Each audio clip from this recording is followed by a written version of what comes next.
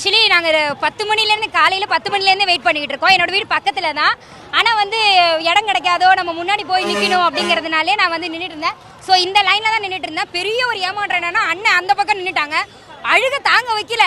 So அப்போ தான் வந்து அண்ணன் மேலே ஒரு உயிராக இருக்கேன், பாசமாக இருக்கேங்கிறதே அந்த நிமிஷம் தான் நான் உணர்ந்தேன்.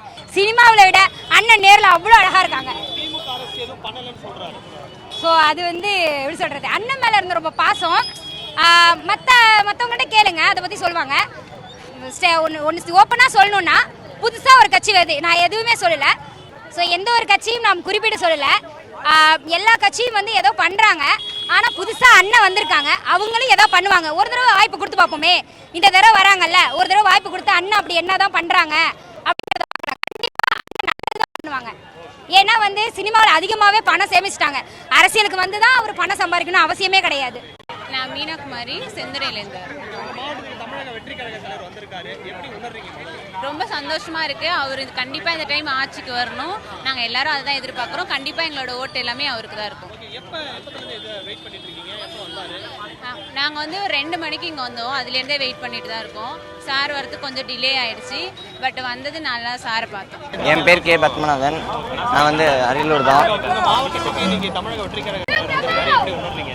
ரொம்ப மகிழ்ச்சியாக இருக்குது எங்கள் அரியலூருக்கு வந்திருக்கிறது. முதல்ல விஜய் வந்திருக்காரு, ரொம்ப மகிழ்ச்சியாக இருக்குது எனக்கு. ரொம்ப நாள் அவரை பார்க்கணுன்னு ஆசை, இன்றைக்கி தான் பார்த்தேன். ரொம்ப மகிழ்ச்சியாக இருக்குது எனக்கு. நாங்கள் மத்தியானத்துலேருந்து வெயிட் பண்ணியிருந்தோம். 1 மணின்னு சொல்லியிருந்தாங்க. கொஞ்சம் டிராஃபிக்னால லேட்டாக தான் வந்திருந்தார். ரொம்ப சந்தோஷம் அவரை பார்த்ததில். ரொம்ப நாள் கழிச்சு அவரை பார்க்குறது ரொம்ப சந்தோஷம். திமுக அரசு வந்து எதுவும் செய்யலை அப்படின்னு சொல்லி குற்றச்சாட்டு. ஆமாம், அதை நீங்கள் எப்படி பார்க்குறீங்க? சொல்லியிருந்தாங்க முதல்ல ஆரம்பத்தில், இப்போ ஒன்றும் செய்யவே இல்லை. அது என்னன்னு தெரியல. நிறைய இது பண்ணவே இல்லை. சொல்லியிருந்தாங்க நிறைய விஷயம், இன்னும் எதுவுமே பண்ணவே இல்லை.